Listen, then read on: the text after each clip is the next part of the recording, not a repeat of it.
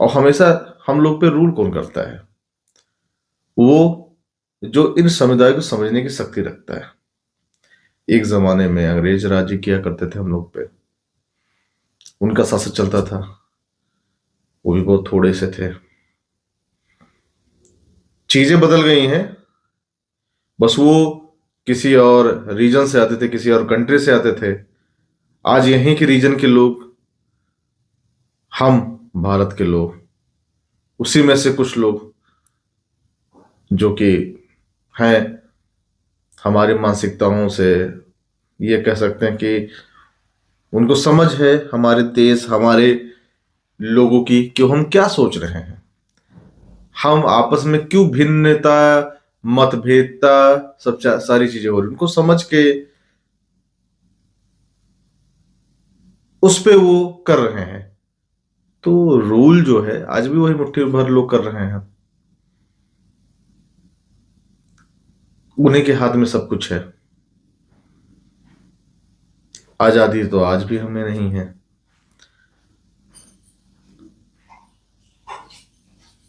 तो क्या हम आज कह सकते हैं कि कहीं ना कहीं शारीरिक नहीं तो मानसिक तो हम लोग गुलाम हैं कुछ मामूली से लोगों को? लेकिन उनको मामूली तो नहीं कह सकते, क्योंकि उनके पास कुछ तो चीजें हैं, पावर, ब्रेन, मनी, जो हमें, हमसे उन लोग को अलग करते हैं। तो चीजें तो आज भी हैं। तो मुझे लगता है कि देश आजाद हुआ है शारीरिक रूप से, मानसिक रूप से नहीं। अब बात करते हैं,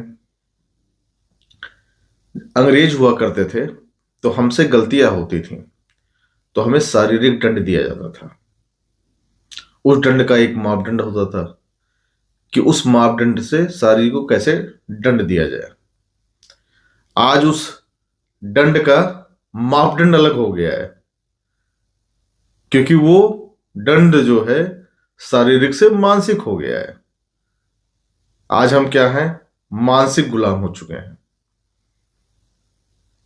और मुझे लगता है